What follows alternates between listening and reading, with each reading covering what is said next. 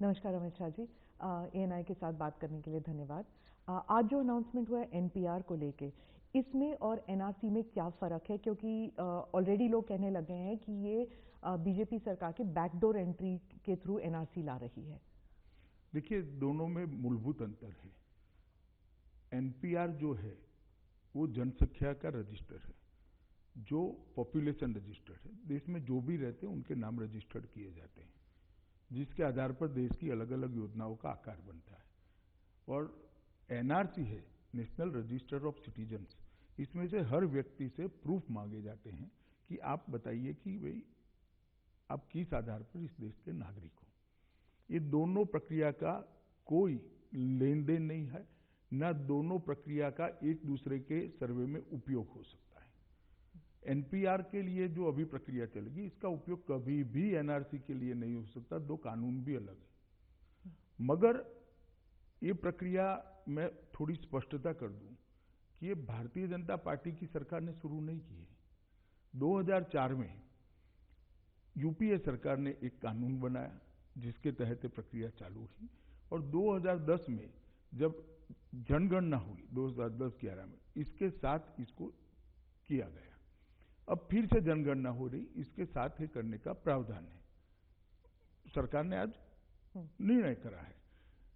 तो मैं पहले ये स्पष्टता कर देना चाहता हूं कि NPR का कोई भी डेटा NRC के उपयोग में आ ही नहीं सकता, क्योंकि ये अलग प्रक्रियाएं हैं और उसमें नागरिक से अपने नागरिक होने के लिए कुछ दस्तावेज मांगे जाते हैं और कुछ प्रक्रिया जो असम में हुई है अभी।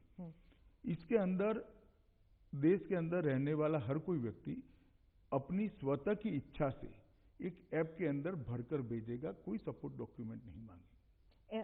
NRC में प्रूव करना पड़ेगा और NPR में सिर्फ साइन करना पड़ेगा, इंफॉर्मेशन भरना पड़ेगा, और ये सब वॉलंटरी है NPR का एक्सरसाइज। वॉलंटरी मतलब कुछ इंफॉर्मेशन नहीं है तो भी कोई दिक्कत नहीं है इसमें। तो उसमें कुछ खाने खाली रखे जा सकते हैं। जी। तो अगर कौन से ऐसे सवाल हैं NPR में जो इस बार नए हैं, पिछली प्रक्रिया में नहीं थे और इस प्रक्रिया में जोड़े जाए? देखिए, एक दो चीजें नई हैं, जिसमें घर में कितने, घर का एरिया क्या है, घर में पशु कितने हैं, इस प्रकार की कुछ चीजें नई है, जिसके आधार पर राष्ट्र की सारी योजनाओं का एक खाका बनता है। मैं आपको बताता हूं, इस प्रकार के सर्वे न हुए होते तो हम आज देश में हर गरीब के घर में गैस नहीं पहुंचा सकते। जो लोग इसके लिए अपप्रचार कर रहे हैं वो गरीबों का और विशेषकर माइनॉरिटी का नुकसान कर रहे हैं, क्योंकि ये प्रक्रिया से जो कटेंगे उनके लिए ये योजनाओं में कैसे जगह बनेगी, इसका अंदाज कैसे लगेगा। मैं आपको बताता हूं कि गुजरात का सूरत शहर है, ढेर सारे वहां उड़ीसा से, यूपी से, बिहार से लोग आकर बसे हैं, रोजी रोटी के लिए बसे, परिवार के साथ भी बसे हैं। अब जब NPR के माध्यम से ये मालूम नहीं पड़ेगा कि कितने उड़िया बच्चे यहाँ रहते हैं, तो उड़िया भाषा की प्राथमिक शालाएं वहां कितनी खोली जाएगी, आप मुझे बताइए। कैसे सरकार तय करेगी? म्युनिसिपल कॉर्पोरेशन कैसे तय करेगा? हिंदी भाषी स्कूल्स कितनी खोली जाएगी, वो कैसे तय करेंगे? क्योंकि गुजरात में प्राइमरी एजुकेशन गुजराती में है ऑब्वियसली। इस प्रकार के पर्पस के लिए ये जनगणना मतलब सेंसस और NPR दोनों का उपयोग होता है। मैं उस पर वापस आती हूँ, सेंसस पे, पर आपने माइनॉरिटीज का जिक्र किया, इसलिए मैं माइनॉरिटी लीडर ओवैसी के बारे में बता रही हूँ। उन्होंने खुद कहा है कि ये NRC का दूसरा नाम है, बस एक दूसरे नाम से NRC लाया जा रहा है। देखिए, ओवैसी साहब अगर हम कहेंगे सूर्य पूरब में उदित होता है तो वो कहेंगे नहीं नहीं भाई पश्चिम में होता है, ये उनका स्टैंड होता है। मुझे तो इससे कोई आश्चर्य नहीं। फिर भी मैं ओवैसी साहब को भी आश्वस्त करना चाहता हूं देश के गृह मंत्री के नाते कि इसका NRC की प्रक्रिया से कोई लेन देन नहीं है। ये बहुत अलग प्रकार की प्रक्रिया है। तो सर, जब माइनॉरिटीज की जिक्र कर रहे हैं आप, तो माइनॉरिटी हमेशा ये घबराहट होती है माइनॉरिटी कम्युनिटी में कि ये बार बार जो सवाल पूछते हैं, क्या आप नागरिक हैं, क्या आप यहाँ पर कब से हैं, कितने साल से हैं, जब बार बार सवाल उठता है तो दस्तावेज तो पेश करना पड़ेगा ना। एक भी सवाल ऐसा नहीं है कि आप नागरिक हैं। उन कितने साल से रह रहे इसलिए पूछते हैं कि इसकी एक प्लानिंग बनानी है, इसका आयोजन करना है। और ये डरा डरा कर ही माइनॉरिटी को सारे फायदों से दूर रखा था। मोदी जी की सरकार आने के बाद माइनॉरिटी को गैस भी मिला, घर भी मिला, शौचालय मिला, अब हेल्थ का कार्ड मिला है। अगर ये डराने का कार्यक्रम न करते तो अब तक मिल चुका होता। और अभी भी उनको ये सारी सुविधाएं न मिले, इसीलिए कुछ ऑपोजिशन पार्टियां इसका विरोध कर रही हैं। तो आपने सेंसस का जिक्र किया, जब सेंसस हो ही रहा है तो एनपीआर अभी लाने की क्या जरूरत है, क्योंकि 2015 में अपडेट हो तो गया था सेंसस। देखिए 2015 में पायलट लेवल पर अपडेट किया था। ये 10 साल में की जाने वाली प्रक्रिया है। 10 साल में देश में जनसंख्या के रहने में बहुत बड़ा उथल पुथल होता है। जनगणना भी 10 साल में होती है। ये भी 2010 में यूपीए ने यही एक्सरसाइज करी है, किसी ने सवाल नहीं उठाया। वो करते हैं तो सारी निर्दोष चीजें, हम करते हैं तो प्रॉब्लम है। मुझे तो समझ में नहीं आता किस प्रकार की पॉलिटिक्स कर रहे हैं। सर, टाइमिंग को लेकर भी सवाल उठ रहा है कि अभी पूरे देश में हर कोने में प्रोटेस्ट चल रहे हैं सिटीजन अमेंडमेंट एक्ट को लेकर। स्टूडेंट से लेके, विद्यार्थी से लेकर लॉयर तक जो है वो घबराहट में है कि आप ये लॉ ला रहे हैं, सिटीजन अमेंडमेंट एक्ट जो अब लॉ बन गया है, अब ये आ रहा है, इसके बीच में ये पहले मैं स्पष्टता कर दूं, सिटीजनशिप अमेंडमेंट एक्ट में भी किसी की भी नागरिकता लेने का कोई प्रोविजन ही नहीं है। कोई मुझे समझा दे कहां है। ये नागरिकता देने का प्रोविजन है। तो इस देश के जितने भी वासी माइनॉरिटी वाले हैं, मुसलमान हैं, उनको किसी को डरने की जरूरत नहीं। और जहां तक आपने सवाल किया कि समय अनुकूल नहीं है, मैं बताता हूं, इसका नोटिफिकेशन एनपीआर का भारत सरकार ने 31/7/19 को कर दिया था, जब सीए आया ही नहीं था। सिटीजनशिप अमेंडमेंट बिल जो आया वो तो अभी अभी आया, उस वक्त ये आया ही नहीं था। उसकी फाइल भी शुरू नहीं हुई थी नए सिटीजनशिप अमेंडमेंट बिल की। उस वक्त 31/7/2009 को इसको नोटिफाइड कर दिया गया था, ये एक्सरसाइज को। और बहुत सारे राज्यों ने, लगभग सभी राज्यों ने कर दिया है नोटिफाइड, क्योंकि सीएए के लिए अब जनता के मन में से भय दूर हो गया है। इसलिए कुछ लोग अब एनपीआर का भय खड़ा करना चाहते हैं। वेस्ट बंगाल और केरला ने तो मना कर दिया कि इसके कोई भी मैं आज भी आपके कार्यक्रम के माध्यम से दोनों मुख्यमंत्री को कहना चाहता हूं कि मेरा विनम्र निवेदन है कि इस प्रकार का कदम न उठाएं, वो इस पर पुनः विचार करें। ये बंगाल की और केरला की गरीब जनता के कल्याण के लिए बनाए जाने वाले कार्यक्रमों का बेस है, आधार है। कृपया आप पॉलिटिक्स के लिए ये गरीब जनता को डेवलपमेंटल प्रोग्राम के बाहर मत रखिए, इनको जोड़ दीजिए। और मैं फिर से एक बार स्पष्ट करना चाहता हूं स्मिता जी कि इससे नेशनल एनआरसी का कोई लेन देन नहीं है, कोई अफवाह फैलाई जा रही है। सर, आप क्या मानते हैं कि सेंटर और स्टेट के बीच अब कम्युनिकेशन जो नेटवर्क होना चाहिए वो इतना ब्रेक डाउन हो गया है कि स्टेट्स अब जो है, जहां पर आपकी सरकार नहीं है, बीजेपी की सरकार नहीं है, वो विश्वास ही नहीं करना चाहते कि आप क्या कह रहे हैं कि एनआरसी के साथ कोई संबंध नहीं। देखिए, पॉलिटिक्स और कम्युनिकेशन के बीच में अंतर होता है। जहां तक कम्युनिकेशन का सवाल है, हमने नोटिफिकेशन निकाला 31/7/19 को। आज तक सारे स्टेट ने नोटिफिकेशन निकाल चुके हैं। इसको कम्युनिकेशन कहते हैं। पॉलिटिक्स इसको कहते हैं कि सीएए के कारण बवाल खड़ा हुआ, सीएए का बवाल अब थमता जा रहा है, सब लोग सीएए को समझने लगे हैं, तो अब नई पॉलिटिक्स कर एनपीआर पे विवाद खड़ा करो, इसको पॉलिटिक्स कहते हैं। कम्युनिकेशन कहते हैं कि हमने 31/7/2019 को नोटिफिकेशन किया, उसके बाद सारे राज्यों ने नोटिफिकेशन कर दिया है। क्या इसे पॉलिटिक्स कहते हैं या being sensitive to people?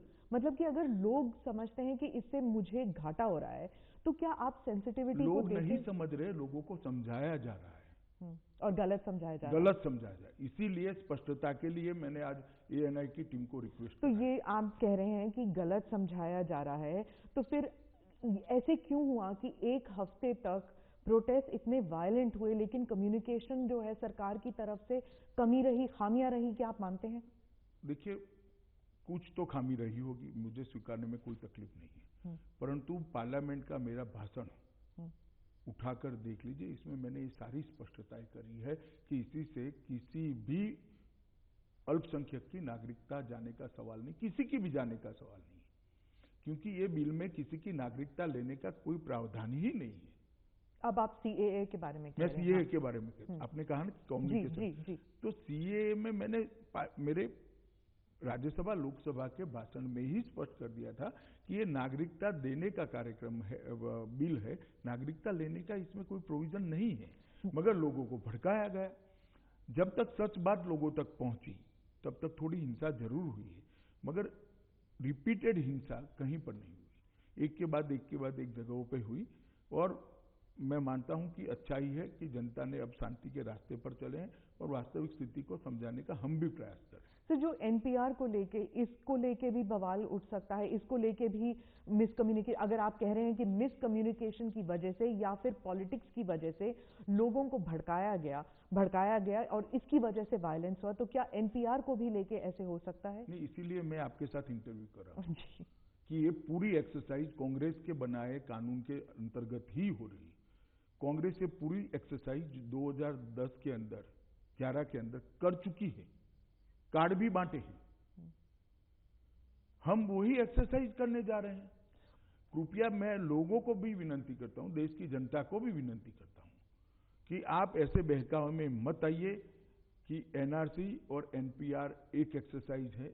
NPR की एक्सरसाइज का या जनगणना का एनआरसी के साथ कोई लेन देन नहीं है, दूर दूर तक नहीं है, ना इसके डेटा का एनआरसी के लिए उपयोग होने वाला है। एनपीआर में, पिछले एनपीआर में जब हुआ था तो उस वक्त आधार नहीं था, आधार कार्ड।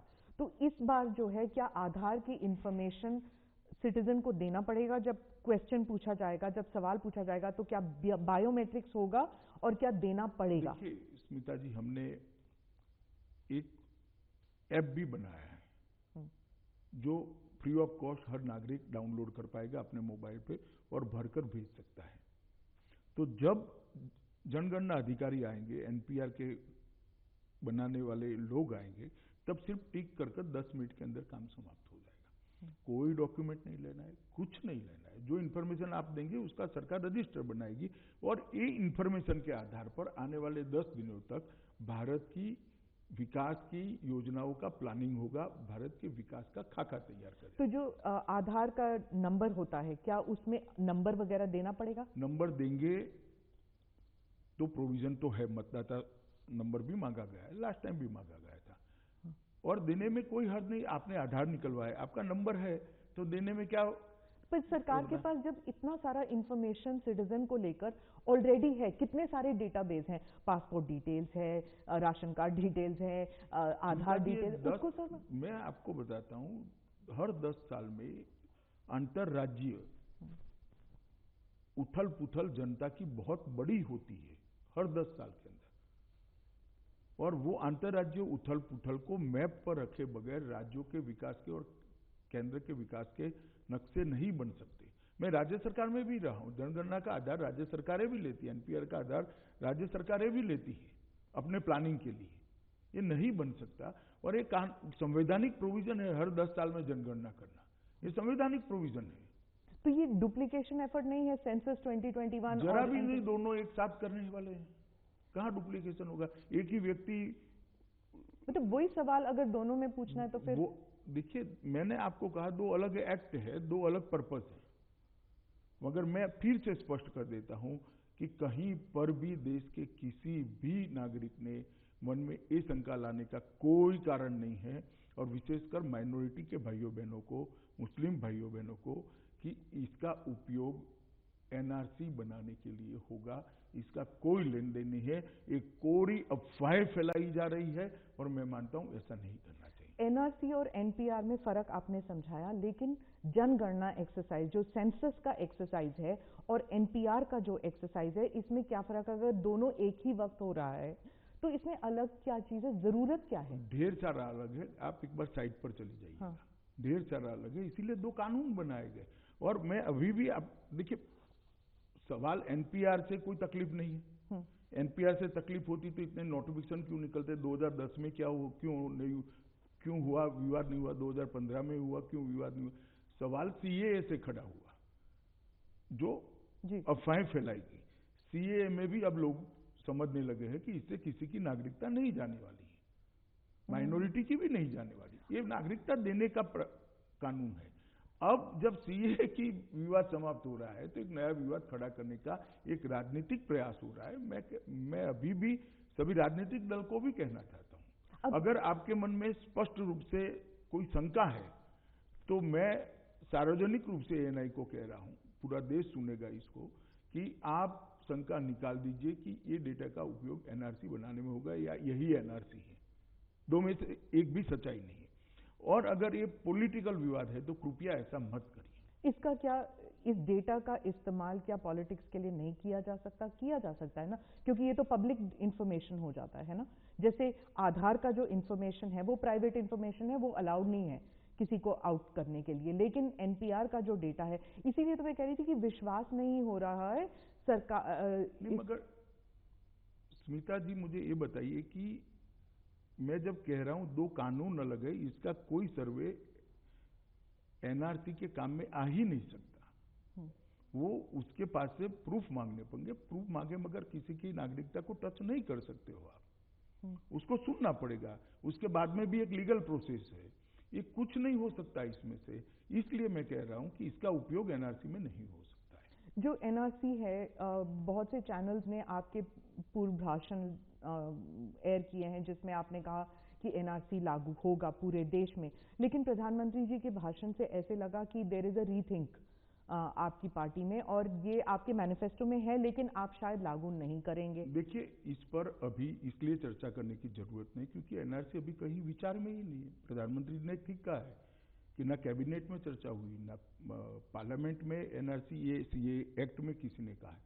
मेरी पार्टी का घोषणा पत्र अपनी जगह पे है और जब होगा तब थोड़ी ना छिप कर होगा, ये एक्सरसाइज ऐसी नहीं होती। तो इसीलिए तो कंफ्यूजन होता है ना कि संडे को प्रधानमंत्री कहते हैं कि एनआरसी नहीं होगा और ट्यूसडे को आप एनपीआर ले आते हैं, तो थोड़ा इसलिए कंफ्यूजन न करिए कि एनपीआर और एनआरसी के बीच में कोई संबंध ही नहीं है। क्या इसमें ये संडे को प्राइम मिनिस्टर ने जो भाषण किया उसके पहले 31/7/2019 को इसका नोटिफिकेशन निकला। इसका मतलब है कि कैबिनेट के हमारी फाइल का निर्णय वगैरह तो 6ठे महीने में हो चुके थे। केरला और वेस्ट बंगाल ने तो मना कर दिया, अब क्या कर, अगर और राज्यों में होगा तो? नहीं, हम संवाद करेंगे, समझाएंगे सबको। तो आप सभी चीफ मिनिस्टर्स को बुलाएंगे, इसको एक मैंने ऐसा नहीं किया, कंसेंसस के तौर पर संवाद करूंगा, ऑब्जर्व भी करेंगे, मैं भी बात करूंगा और मैं समझाने का पूरा प्रयास करूंगा। मैं नहीं चाहता कि बंगाल के गरीबों को इससे होने वाले फायदे से बंगाल के गरीब और केरल के गरीब वंचित रह जाए। तो मैं पूरा प्रयास करूंगा कि सभी राज्य एनपीआर से जुड़ जाए। तो इसकी ये आप ये मानने को तैयार नहीं है कि इसके लिए अर्जेंसी की जरूरत नहीं थी, 1-2 महीने रुक जाते या 1-2 हफ्ते की ये जो वायलेंस चल रहा है? मैं आपको बताता हूं कि जनगणना ये अभी नहीं होने वाला है। होगा तो 2020 के अप्रैल में तो सिर्फ मकानों की मैपिंग चालू होगी और 2021 में होने वाला है ये भी। परंतु जनगणना में संवैधानिक प्रोविजन 10 साल में करने का है, तो 11 में हुई थी, 2021 में होना जरूरी है। और जनगणना और दोनों की एक्सरसाइज एक ही है, इसलिए दोनों एक साथ किया, इसका भी कानूनन प्रोविजन है कि ये करना है। तो ये एक्सरसाइज एक समान है, इसलिए एक साथ कर रहे हैं और अभी नहीं होने वाला है। अप्रैल के अंदर तो मैपिंग होगी मकानों की और 21 के फरवरी के अंदर एक्चुअल जनगणना और एनपीआर बनना शुरू होगा। सर, मैं मानती हूं कि आप जो कह रहे हैं 2020 और 2021 में, उसकी अर्जेंसी के लिए नहीं कह रही मैं, अर्जेंसी कह रही हूं ये अनाउंसमेंट, ये कैबिनेट डिसीजन की। मतलब ऐसे इंप्रेशन ऐसा है सर इंप्रेशन ऐसे आ रहा है कि बीजेपी सरकार सोच रही है कि ये जो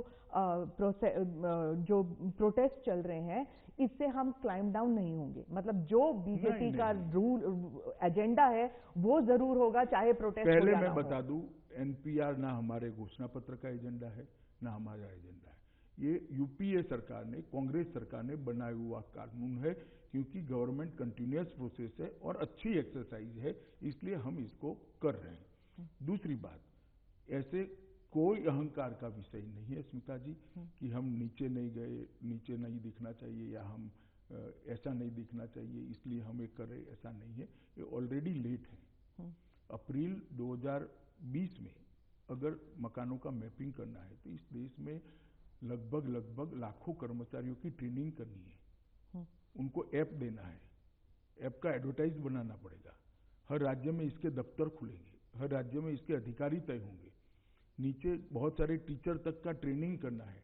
ये अगर हम आज नहीं करते दिसंबर में तो अप्रैल में मकानों का मतलब घरों का मैपिंग नहीं हो सकता। ऑलरेडी हम 15-20 दिन लेट चल रहे हैं। और दूसरी बात कि ये एक्सरसाइज हर बार हुई, इसका टाइम टेबल इसी प्रकार का है, 1.5 साल की एक्सरसाइज है।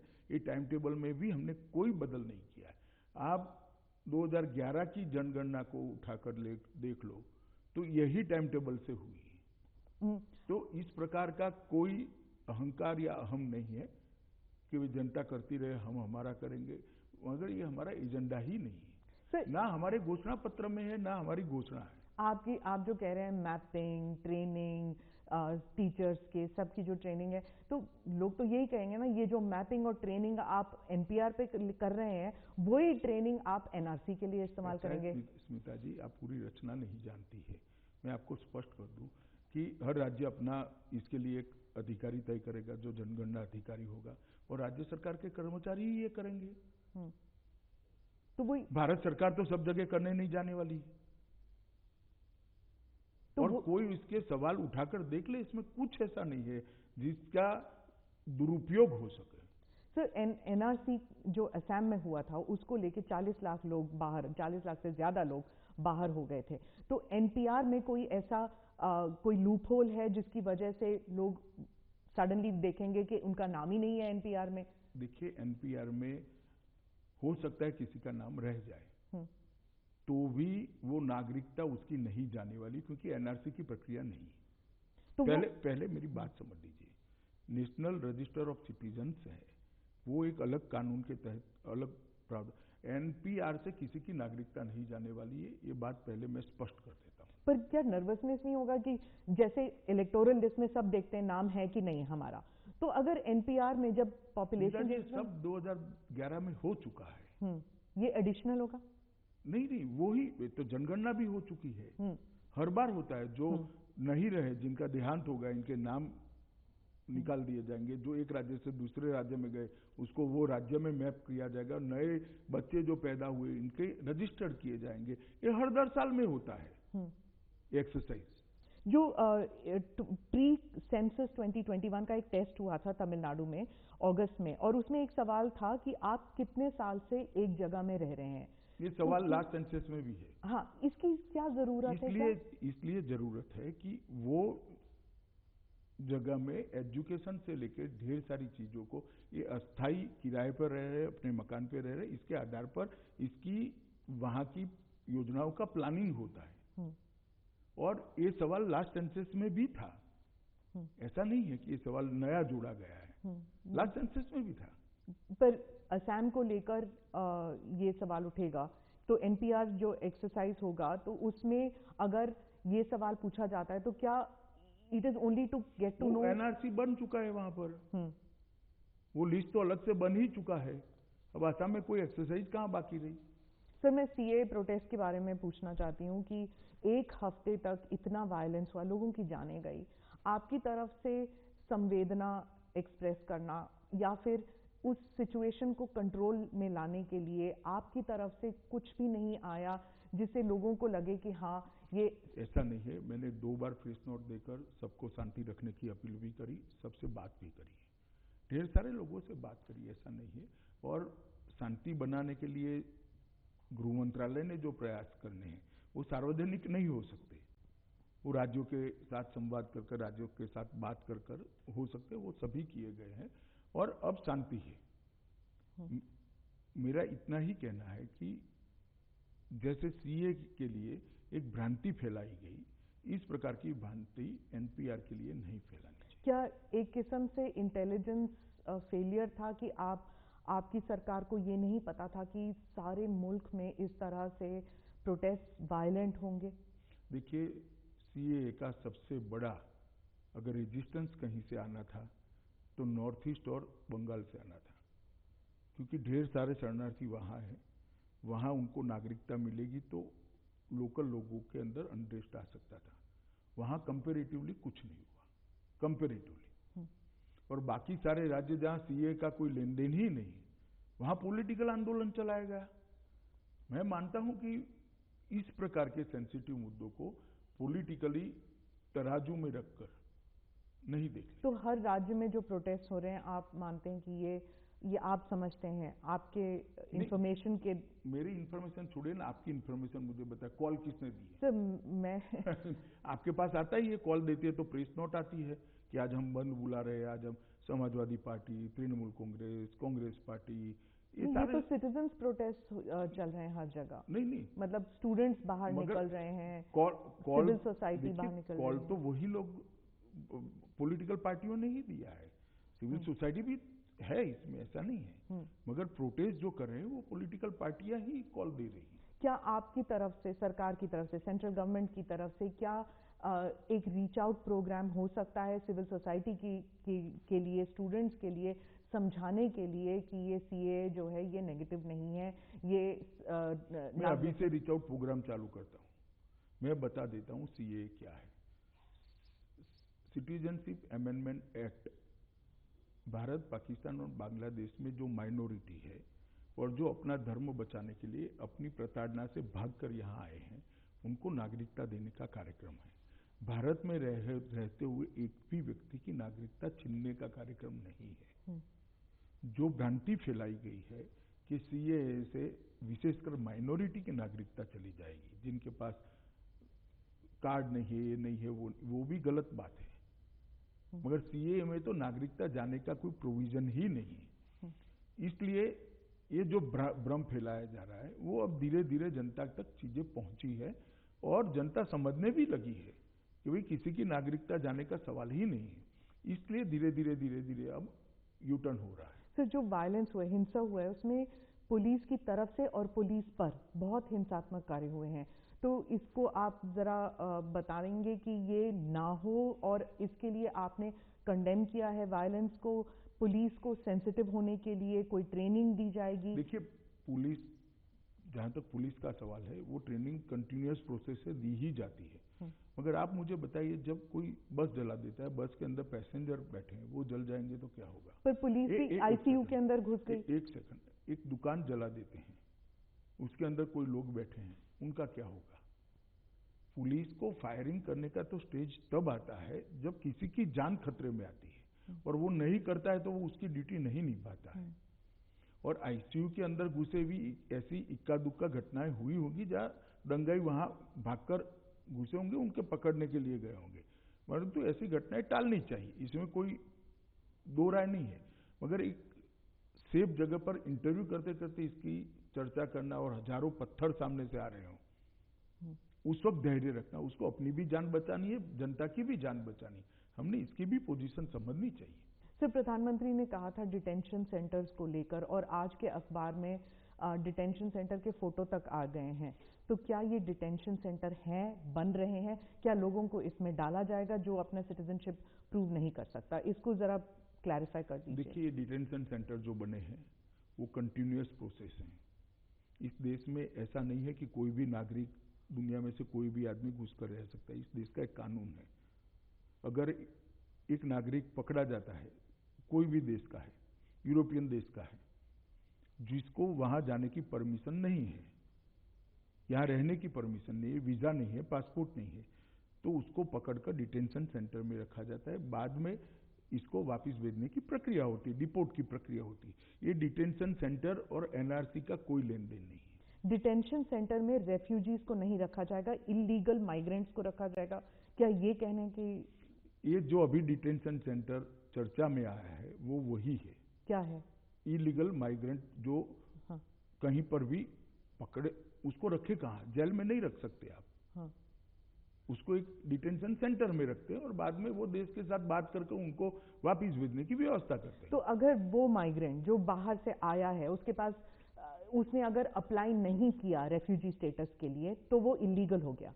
लेकिन अगर रेफ्यूजी स्टेटस के लिए अभी ऐसा है कि मानो असम के एनआरसी में कुछ लोग आइडेंटिफाई हो गए, तो वो सारे लोगों को अभी सरकार ने 6 महीने का टाइम दिया है कि फॉरेनर ट्रिब्यूनल के अंदर अपना पक्ष रखें। हमने ये भी कहा है कि अगर आपके पास पैसा नहीं है तो वो पैसे, वकील के पैसे का खर्चा भारत सरकार या तो आसाम सरकार उठाएगी। हमने ढेर सारी ट्रिब्यूनल्स भी बनाई है, किसी को डिटेंशन सेंटर में नहीं रखा। ये अफवाह फैलाई जा रही है स्मिता जी। आज आसाम के अंदर जो 19 लाख लोग एनआरसी में नहीं आए थे, उनको डिटेंशन सेंटर में नहीं रखा है, अपने घर में ही रह रहे हैं। तो बना क्यों है फिर डिटेंशन? नहीं, ये उनको मौका दिया जाता है। डिटेंशन सेंटर तो देश में कोई भी नागरिक किसी भी देश से चला आएगा। देखिए, कोई अमेरिका में कोई नागरिक पकड़ा जाएगा, उसको कहां रखेंगे बताइए आप मुझे। वहां पर भी डिटेंशन सेंटर या जो व्यवस्था होगी वो सरकार की रखना पड़ेगा। बाद में हमारी एम्बेसी से बात करेंगे, हमारे देश का है तो, पाकिस्तान का है तो पाकिस्तान की एम्बेसी, और बाद में डिपोर्ट करेंगे। तो इसको कहीं पर होल्ड तो करना पड़ेगा। तो मानो हिमालयन एरिया है, इसमें किसी विदेशी को जाने की अनुमति नहीं है। कोई क्यूरियोसिटी से भी वहां चला गया परमिशन के बगैर, तो उसको पकड़कर पुलिस ने कहीं रखना पड़ेगा। तो ये डिटेंशन सेंटर्स कहाँ कहाँ बनेंगी? कहीं नहीं बनने, एक बना हुआ है आसाम के अंदर और सालों से है। कर्नाटका में भी है, कर्नाटका के काफी सारे इलाकों में है, रिपोर्ट्स आ चुकी हैं। नहीं, कोई डिटेंशन, एक ही है मेरे हिसाब से, मैं कंफर्म नहीं हूं, मगर एक ही है। और कोई डिटेंशन सेंटर फंक्शनल नहीं है, और ना मोदी सरकार आने के बाद बनाए गए हैं। तो ये सिर्फ असम के लिए, मतलब जो असम के लिए नहीं है स्मिता जी। कोई भी कोई आज दिल्ली में भी कोई नागरिक वीजा के बगैर घूम रहा है, क्या करना? आप बताइए, आप हैं उसको एक बार तो कानून ने अपने हाथ में लेना पड़ेगा, बाद में उसको वापस भेजने की व्यवस्था करनी पड़ेगी। तो इसके लिए प्रक्रिया शुरू हो चुकी है? आप फॉरेन गवर्नमेंट शुरू नहीं हुए। ये तो हर रोज डे टू डे चलने वाली प्रक्रिया है। एक गाड़ी टकरा गई और अंदर से कोई ऐसा व्यक्ति पकड़ा गया जिसके पास वीजा नहीं है, क्या कर सकते हैं? आप समझ रहे हैं कि इससे एक पैनिक सिचुएशन शुरू हो जाता है जब डिटेंशन सेंटर की फोटोग्राफ्स निकल आते हैं कि एक ओपन जेल किस्म का बन रहा है। मैं आपको बताता हूं, ये कंटिन्यूअस प्रोसेस है, इसका एनआरसी एक्सरसाइज से कोई लेन देन नहीं है। और सिटीजनशिप अमेंडमेंट बिल के साथ भी कोई लेना नहीं। सीएए से तो हो ही नहीं सकता, क्योंकि इसमें किसी की नागरिकता लेनी ही नहीं है।